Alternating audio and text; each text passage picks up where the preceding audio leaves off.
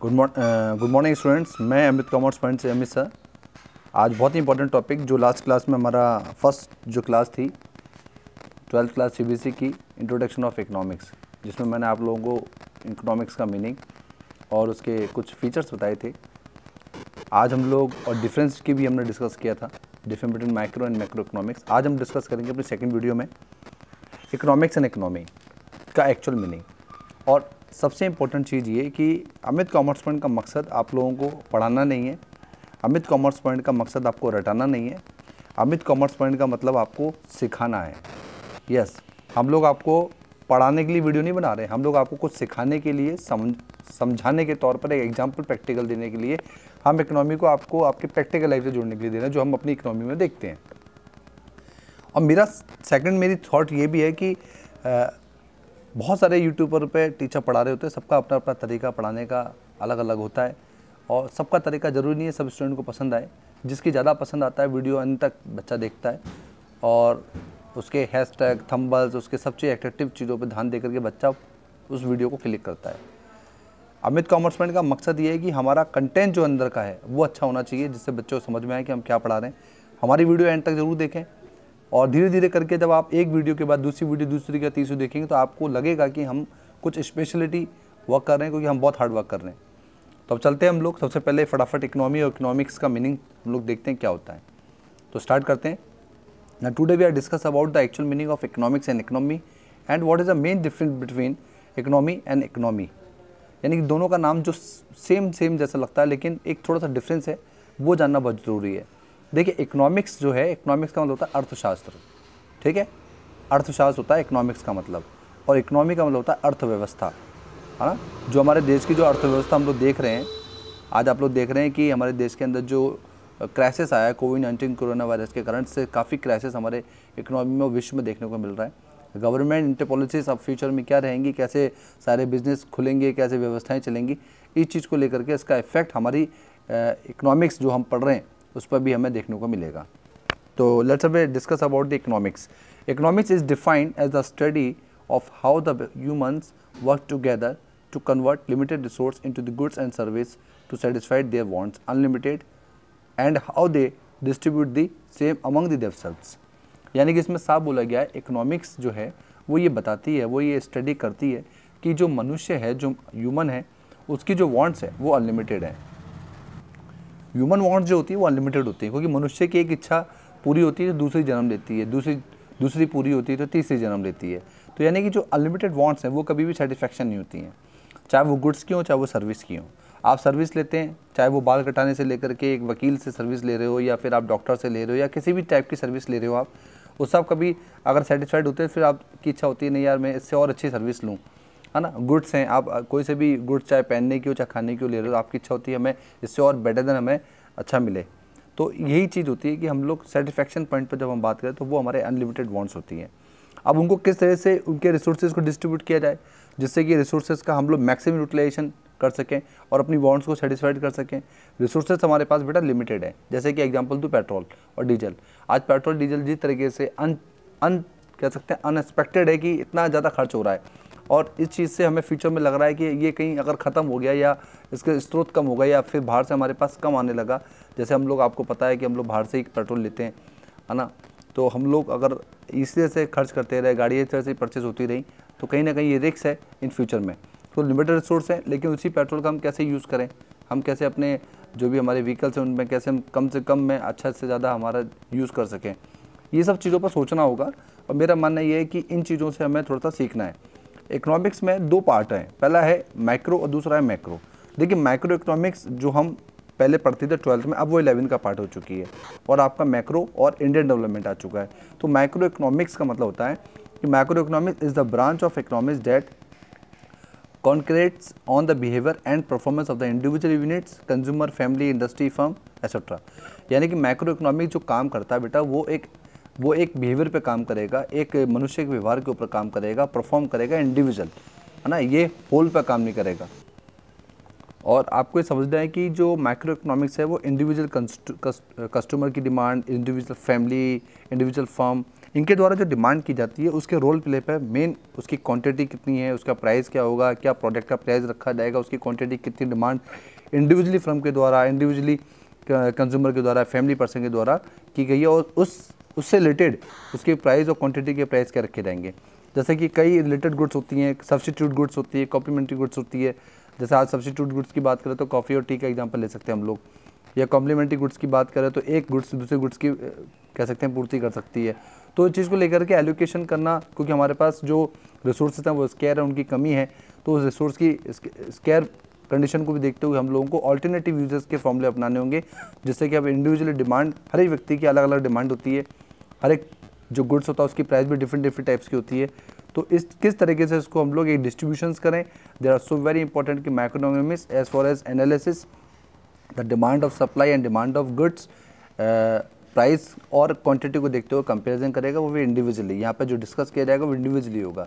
तो macro economics हमें यही सिखाता है। Thank you. Macro economics is the second हमारा मैक्रो इकोनॉमिक्स है, तो उसको ही पढ़ लेते हैं जो हम डिस्कस करेंगे। Macro economics is the branch of economics that concentrates on the behavior or performance of aggregate variable and those issues which affect the whole economics। यानी कि मैक्रो में वहाँ पे इंडिविजुअल फर्म की बात होती थी, मैक्रो इकोनॉमिक्स के अंदर हम लोग डिस्कस करेंगे पूरी इकोनॉमिक्स में। हम लोग देखेंगे जो परफॉर्म करेगा ये भी ह्यूमन बिहेवियर पे करेगा, लेकिन यहाँ पर जो एग्रीगेट का मतलब आया है उसका मतलब आया total change of variables, goods and services, यानी कि total from total families, total customers के ऊपर बात करेगा कि एक व्यक्ति अगर कोई डिमांड करता है तो वो इंडिविजुअल डिमांड है, तो वो माइक्रो है। और यदि बहुत सारे लोगों का एक समूह, बहुत सारे लोगों का एक ग्रुप ऑफ पर्सन्स की अगर डिमांड होती है तो हम लोग उसको कहेंगे मैक्रो इकोनॉमिक्स। यहाँ पर इस चीज़ को बिल्कुल क्लियर करना होगा। एग्रीगेट सप्लाई और एग्रीगेट वेरिएबल्स आइटम्स का मतलब होता है टोटल डिमांड ऑफ फर्म, या टोटल डिमांड ऑफ कस्टमर, या टोटल डिमांड ऑफ आपका डीलिंग जो भी आप कर रहे हैं। इसके अंदर एक चीज़ और समझना है कि it includes regional, national and international economics and cover the major areas of the economy like unemployment, poverty, general price, GDP, import export, economic growth, globalizations, monetary fiscal policies. It helps in resolving the various problems of the economy, thereby enabling it to functions efficiently। देखिए बहुत अच्छी बात बताइए यहाँ पर, एक discuss मैं इस पर क्लियर करना चाहूँगा कि ये जो डिस्कस है ये है नेशनल लेवल पर, यानी कि कोई भी मैक्रो का मतलब होता है लार्ज मतलब जब बड़े लेवल पर काम करना। तो यहाँ पर बड़े लेवल की अगर मैं बात करूँ, अगर मैं एक व्यक्ति की इनकम कैलकुलेट कर रहा हूँ तो ये मैक्रो है। यदि मैं पूरे अजमेर शहर के लोगों की इनकम कैलकुलेट कर रहा हूँ तो कहीं ना कहीं बड़ा काम है। और इसको अगर हम और बड़ा कर दें, अगर हम इसको पूरे भारत देश से कैलकुलेट कर दें तो ये हो गया नेशनल, और अगर हम पूरे विश्व की बात कर लें तो ये हो गया इंटरनेशनल इकोनॉमिक्स कैलकुलेट करना। ये कवर करता है किस किस मेजर पॉइंट्स को। पहला अनएम्प्लॉयमेंट, हमारे देश में बहुत बड़े लेवल पर आज भी अनएम्प्लॉयमेंट है, लोगों के पास रोजगार नहीं है। इस बहुत बड़े लेवल की कैलकुलेशन करना है कि एक्चुअल डाटा कितना है कि कितने लोग बेरोजगार हैं। पॉवर्टी लाइन, आपने देखा होगा देश की बहुत बड़ी जनसंख्या आज भी 2 वक्त की रोजी रोटी के लिए माइग्रेशन करती है, यहाँ से वहाँ जाती है, वहाँ से कहीं और जाती है कमाने के लिए। अभी आप देख रहे हैं कोविड-19 कोरोना वायरस के चलते हुए कई लोग अपने घरों को छोड़ करके दोबारा अपने घर चले गए। क्यों? उनके पास खाने के लिए पैसा नहीं है। और ये कंडीशन बहुत बड़ी लेवल पर कैलकुलेट होगी, जिसको हम मैक्रो इकोनॉमिक्स कहेंगे। और इंपोर्ट एक्सपोर्ट होना, बहुत बड़े लेवल पर जनरल प्राइस कैलकुलेट करना है कि हर एक गुड्स की प्राइस क्या रखी रहेगी जो सबके लिए एक्सेप्टेबल हो। ऐसा नहीं हो कि अमीर लोग तो ले कि गरीब लोग उस चीज़ को परचेज नहीं कर पाएँ। तो एक कैलकुलेट ऑफ प्राइस को भी बहुत मेजरमेंट साथ में लेके चलना है। जीडीपी कैलकुलेट करना, हमारे देश की जो जीडीपी पूरे विश्व की निकलती है जीडीपी, है ना, तो उस जीडीपी को कैलकुलेट करना, ग्रॉस डोमेस्टिक और प्रोडक्ट को कैलकुलेट करना, इंपोर्ट एक्सपोर्ट करना कि हम लोग बहुत बड़े लेवल पर माल भेजते भी और मंगाते भी हैं, तो एक्सपोर्ट इंपोर्ट पॉलिसीज़ को कैलकुलेट करना।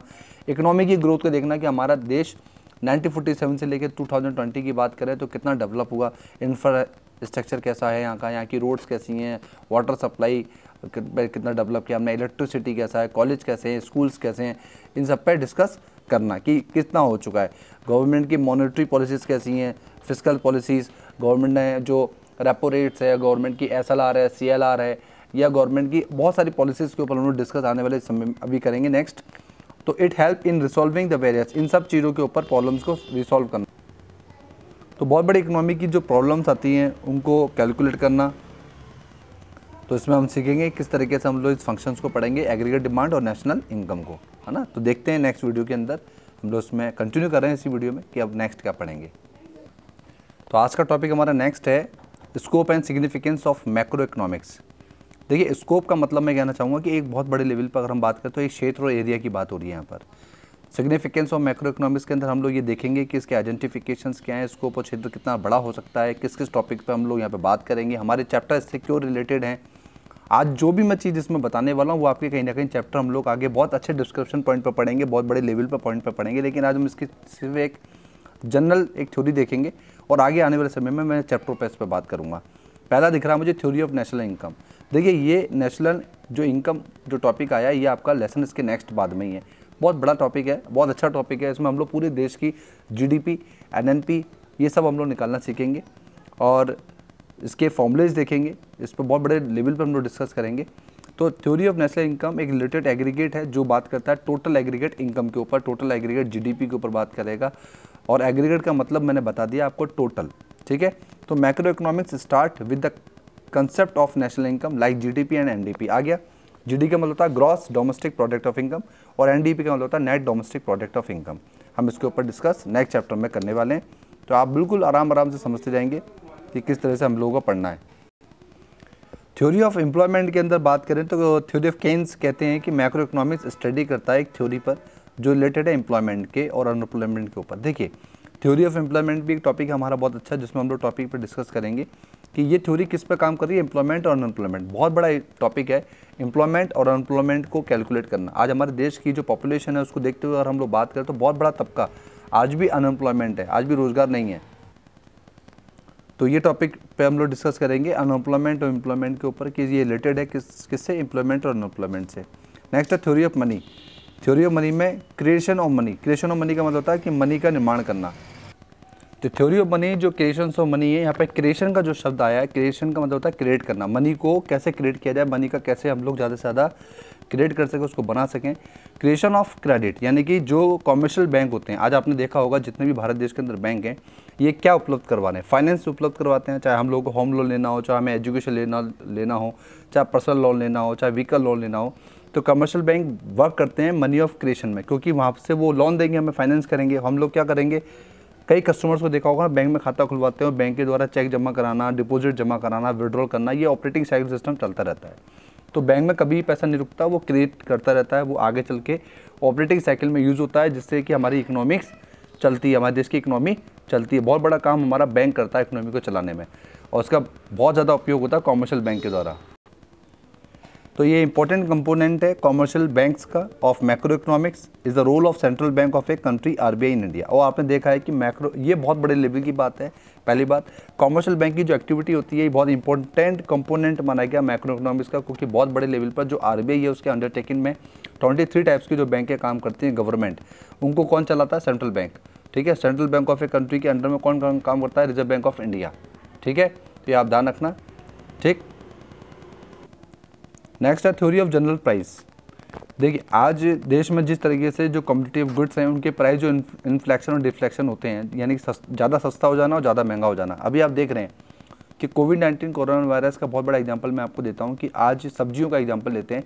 पहले सब्जी वाले चुनिंदा आते थे, महंगी सब्जी हुआ करती थी। हमारे कह सकते हैं कि बहुत बड़ी हमारी जो एक्सपेंसेस हैं वो सब्जियों पर होते थे बहुत बड़े लेवल पर। 100 रुपये किलो तक, 150 रुपये किलो तक हमने प्याज भी लिया है। आज आप लोग देख रहे हैं कि वो प्याज 100 रुपये का 7 किलो मिल रहा है। यानी कि आप देखिए जितने बड़े होटल हैं, जितने रेस्टोरेंट हैं, जितने ढाबे सब बंद पड़े हैं, और बहुत बड़े लेवल पर वो सब्जी जो वहाँ पे सप्लाई होती थी आज वो सप्लाई ना होकर के आज वो सिर्फ रेसिडेंशियल एरिया में ही चल रही है। जिससे क्या हो रहा है कि उसके जो प्राइस हैं जो बहुत महंगे होते थे वो सस्ते हो गए। यानी कि जब कोई डिमांड कम हो जाती है तो प्राइस ऑलरेडी क्या हो जाते हैं, सस्ते हो जाते हैं। तो एक जनरल प्राइस की कैलकुलेशन करना है कि इनके क्या पैरामीटर रखे जाएँ जिससे कि इनमें इक्विलिब्रियम पॉइंट आ जाए। इक्विलिब्रियम पॉइंट आ जाएगा तो ये लगेगा, ये कैलकुलेशन करना बहुत ईजी हो जाएगा कि किसी भी प्राइस को हम लोग ना तो ज़्यादा कर सकते हैं ना कम कर सकते हैं। ज़्यादा कर देंगे तो लोग परचेस नहीं करेंगे, और कम कर देंगे तो लोग ज़्यादा से ज़्यादा स्टोर करना चालू कर देंगे, जो ये रिस्क है। नेक्स्ट है रूल ऑफ गवर्नमेंट। हमारी गवर्नमेंट का macro economics studies how government budget impacts the level of income economy activity in the economy. देखिए आज जो देश की जो पॉपुलेशन है उसको देखते हो हम उसको 3 तरीके से डिस्ट्रीब्यूट करते हैं। पहला एक तो होता है रिच पर्सन, दूसरा होता है मिडिल पर्सन, तीसरा होता है पुअर पर्सन।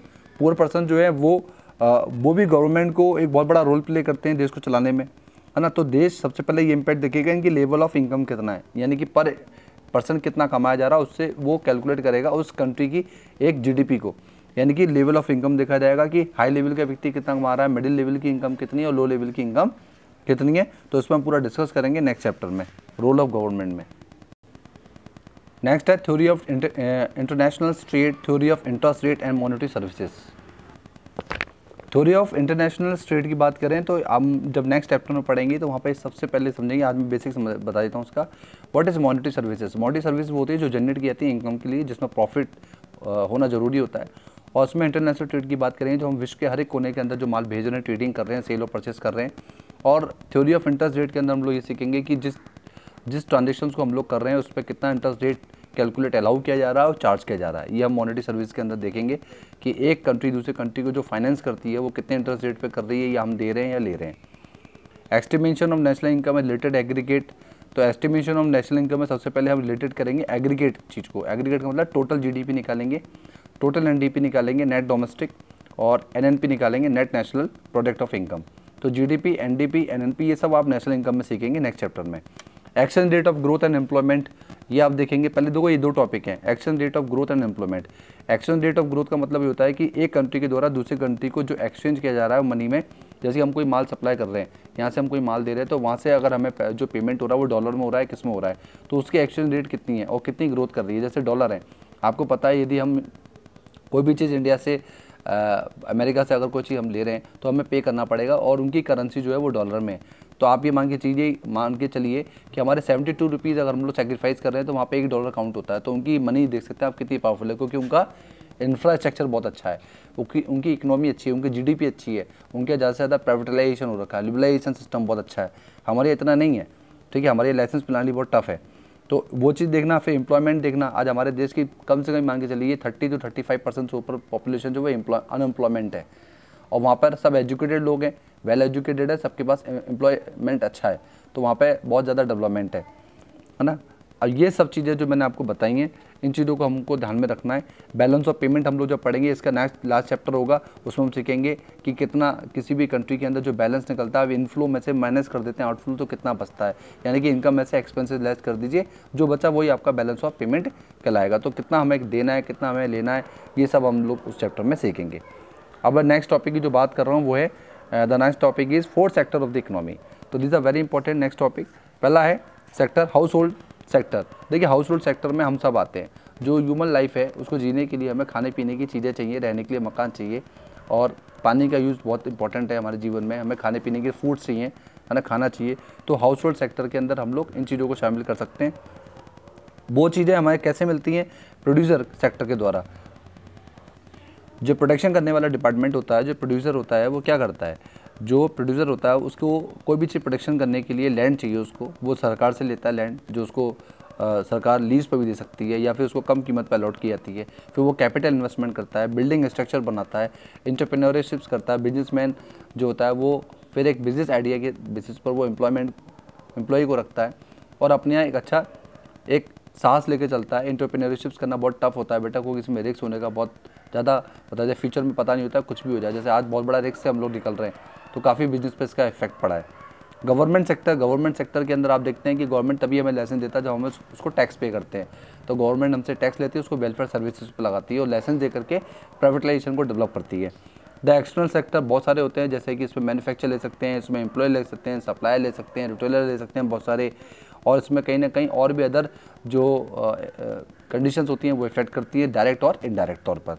तो there are 4 major topics explain किए मैंने आप लोगों को। पहला हाउस होल्ड सेक्टर, दूसरा प्रोड्यूसर सेक्टर, तीसरा गवर्नमेंट सेक्टर, चौथा एक्सटर्नल सेक्टर।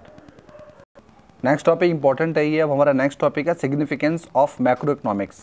ठीक है, तो फटाफट पढ़ते हैं इसको। 6 पॉइंट है इसके। पहला है डिस्क्रिप्शन ऑफ द इकोनॉमी, दूसरा है road map of growth and development, economy stability, balance of payment होना, problem of poverty and environmental pollution और पॉलिसी फॉर्मुलेशंस। तो फॉर्मुलेशन लास्ट टॉपिक जो है 6 है, इसको समझना जरूरी है। पहला है डिस्क्रिप्शन ऑफ द इकोनॉमी। इसमें सबसे पहला आ रहा है टोटल ऑफ नेशनल इनकम। ये मैंने पहले बता दिया आपको, टोटल ऑफ नेशनल इनकम, जिसमें हम जीडीपी, एनडीपी की बात करेंगे और एनपी और जीएनपी की बात करेंगे। ये हम नेक्स्ट टॉपिक में पढ़ेंगे। लेवल ऑफ इनकम मैंने बता दिया आपको। देयर आर 3 जो हमारे मेजर पॉइंट होते हैं वो हमारा फर्स्ट है कि रिच लेवल देखना पड़ेगा, इसमें मिडिल लेवल और लो लेवल, उनकी इनकम को हम लोग अलॉट करेंगे, किस हिसाब से उनको इनकम अलॉट करके, एक को बहुत ज़्यादा मिल रही है, एक को बिल्कुल कम मिल रही है, एक को मिडिल पे मिल रही है, ना ज़्यादा ना कम। अनएम्प्लॉयमेंट की बात करें तो अनएम्प्लॉयमेंट में बच्चों आपको मैंने बताया कि हमारे देश के अंदर बहुत बड़ा तबका जो है वो आज भी रोज़गार की तलाश में भटक रहा है और बहुत ज़्यादा परेशानी। आज बच्चे पढ़ तो रहे लेकिन उनको ये नहीं पता है कि पढ़ने के बाद उनको रोज़गार मिलेगा भी या नहीं मिलेगा, या फिर जो वो चाह रहे हैं वैसा जॉब मिलेगा नहीं मिलेगा, अनएक्सपेक्टेड है। ठीक है, गवर्नमेंट हर साल बजट अपना देती है और उसमें कुछ ना कुछ इम्प्लीमेंटेशन होते हैं, कुछ ना कुछ चेंज होते हैं और बहुत ज़्यादा उसमें क्रिटिकल कंडीशंस भी हमें फेस करने को मिलती हैं फ्यूचर के अंदर, उसके इम्पैक्ट दिखते हैं पॉजिटिव या नेगेटिव।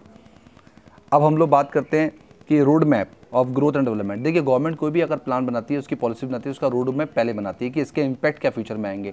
तो उसका एक रोड मैप डिज़ाइन किया जाता है कि उसको अगर हम इम्प्लीमेंट करते हैं तो पब्लिक जो है वो कितना उसको एक्सेप्ट करेगी, कितना उसको मानेगी और उससे क्या ग्रोथ होगी, उससे क्या डेवलपमेंट होगा। तो देश के अंदर जैसे आप देख रहे हैं नई नई रोडें बन रही हैं, नई नई ट्रेन डेवलप हो रही है और हम लोग बात करें अगर नई नई फैक्ट्रियों की बात करें, इंडस्ट्रीज़ की बात करें, इंफ्रास्ट्रक्चर की बात करें, कॉलेज की बात करें, स्कूल की बात करें, तो गवर्नमेंट कहीं ना कहीं काम तो कर रही है, वो दिख भी रहा है किस तरह से ग्रोथ कर रहे हैं, किस तरह से डेवलपमेंट हो रहे हैं, अच्छे कॉलेज का खुलना, अच्छे हॉस्पिटल्स होना। जो बड़ी बड़ी बीमारियों को लेकर के हम लोग बड़ा टेंशन में रहते थे, आजकल उसके इलाज आ रहे हैं, धीरे धीरे डेवलप हो ही रहा है। ऐसी पॉलिसीज़ गवर्नमेंट लेके आ रही है जैसे इकोनॉमिक ग्रोथ हो, है ना। गवर्नमेंट की आपने योजना देखी होगी, जैसे उज्ज्वल योजना हो गई, किसान विकास पत्र योजना हो गई, है ना, PMKY योजना आना, है ना, अदर योजना ऐसे जन जननी योजना आना, बच्चों के लिए जो योजना गवर्नमेंट निकाल रही है, बचत योजना है, डाक पोस्ट ऑफिस के द्वारा निधि योजनाएं चला जा रही हैं जिससे किसानों का विकास हो सके, मजदूरों का विकास हो सके। लेकिन धरातल पर शायद इतना नहीं दिखता है, लेकिन फिर भी गवर्नमेंट जो भी काम कर रही है वो धीरे धीरे करके अपना असर दिखा रहे हैं। तो नेक्स्ट पढ़ते हैं। इकोनॉमिक स्टेबिलिटी के अंदर मैं बात करना चाहूँगा दो चीज़ों की, मॉनेटरी पॉलिसी और फिस्कल पॉलिसीज़। देखिए मॉनेटरी पॉलिसीज़ में तो मैंने क्लियर कर दिया कि repo rate, SLR, CLR, bank rate, interest rate क्या होगी। देखिए फ्लैक्चुएशन जब भी मार्केट में होता है, जब मार्केट के अंदर आप देखते हैं कि बहुत ज़्यादा जो इकनॉमी है वो क्राइसिस पे जाती है, तो गवर्नमेंट उसको स्टेबल करने के लिए अपनी कुछ जो गवर्नमेंट की जो बैंक प्रणाली है उसमें चेंज करती है। जो उसकी CLR है या SLR है, लिक्विडिटी जो रेशो होते हैं, सॉल्वेंसी, और जो गवर्नमेंट अपने पास एक रिजर्व रख के रखती है, जो मिस हैपनिंग होने पर या बहुत बड़ा संकट देश पर जब आएगा तब उसको यूज़ किया जाएगा। बैंक रेट में आपने देखा हो कई बार चेंज होता है, रेपो रेट में चेंज होता है, इंटरेस्ट रेट कई बार घटा दिया जाती है, इससे लोग ज़्यादा लोन लेते हैं। फिस्कल पॉलिसीज़ की बात करूँ तो यहाँ पर फिस्कल पॉलिसी में टोटल रेवेन्यू, टोटल एक्सपेंसेस और गवर्नमेंट पॉलिसीज़ की बात होगी कि हमारे पूरे देश के अंदर टोटल रेवेन्यू कितनी जनरेट हो रही है, टोटल एक्सपेंसेस जो गवर्नमेंट कर रही है वेलफेयर के ऊपर कितना कर रही है, टोटल रेवेन्यू कितनी जनरेट गवर्नमेंट को हो रही है जिससे वो बजट बनाएगी। तो ये सब चीज़ें गवर्नमेंट पॉलिसीज़ के अंदर आएंगे। बैलेंस ऑफ पेमेंट में हम लोग बात कर रहे हैं। बैलेंस ऑफ पेमेंट में आता है ट्रेडिंग सिस्टम, एक्सपोर्ट इम्पोर्ट करना, कितना हम देश से बाहर माल बेच रहे हैं, कितना हम लोग मंगा रहे हैं, ये कैपेसिटी कैलकुलेट करना इंपोर्ट और एक्सपोर्ट के अंदर, ये हम सीखेंगे बैलेंस ऑफ पेमेंट चैप्टर में, बहुत बड़ा चैप्टर है, इसको सीखेंगे। फिर है नेक्स्ट प्रॉब्लम हमारी problem of poverty, environmental pollution. सबसे पहली बात करते हैं पॉवर्टी। पॉवर्टी बिल्कुल सही बात है, गरीबी क्यों ज़्यादा है, क्योंकि हमारी जनसंख्या ज़्यादा है, जनसंख्या ज़्यादा है, रोज़गार उतना है नहीं, इतनी अच्छी पॉलिसीज़ हमारे पास नहीं है कि हम सबको रोज़गार दे सकें, सबको एजुकेशन दे सकें। आज हमारे यहाँ पर एक अमीर है तो अमीर होता जा रहा है, गरीब है गरीब, ऐसा क्यों अंतर है, इतना बड़ा इक्वलिटी ऑफ नहीं है। तो इक्वलिटी ऑफ नेशन होना बहुत ज़रूरी है, इक्वलिटी ऑफ इनकम होना बहुत ज़रूरी है। और उसमें अगर हम लोग बात करें आगे पॉल्यूशन की, तो आप देख रहे हैं वाटर पॉल्यूशन, नॉइज़ पॉल्यूशन, और आप कई प्रकार के जो पॉल्यूशन है वो आप देख ही रहे हैं कि सबसे ज़्यादा नॉइज़ पॉल्यूशन हो रहा है, वाटर पॉल्यूशन हो रहा है और वायु प्रदूषण भी हो ही रहा है, आप देख ही रहे हैं। एयर पॉल्यूशन सबसे बड़ा मेजर प्रॉब्लम है इसका। तो इन सब चीज़ों को बहुत बड़े मॉडल पर हम लोगों को देखना है, जिसको हम लोग मैक्रो के अंदर देखेंगे। पॉलिसी फॉर्मेशन की बात करें तो ग्रोथ एंड डेवलपमेंट जो है by aggregate demand, aggregate supply, aggregate consumptions और इन्वेस्टमेंट्स के ऊपर आएगा। कि एग्रीगेट का मतलब ही होता है कि टोटल डिमांड कितनी है, टोटल सप्लाई कितनी है, टोटल कंजप्शन कंज्यूमर कितना कर रहा है, टोटल इन्वेस्टमेंट कितना इन्वेस्टर कर रहा है, ये सब देखना होगा। इसमें मैंने नोट डाला है कि पॉवर्टी एंड पॉल्यूशन को कंट्रोल करने के लिए हमें ऐसी पॉलिसीज़ को डेवलप करना होगा जिससे कि हम इन सभी को रोड मैप एक चार्ट के द्वारा बिल्कुल डिसाइड कर पाएँ कि सबके लिए हम लोग किस तरीके से पॉवर्टी से निपटना है, किस तरह से पॉल्यूशन को कम करना है, एम्प्लॉयमेंट को कैसे रोजगार देना है ना, एम्प्लॉयमेंट कैसे करना है।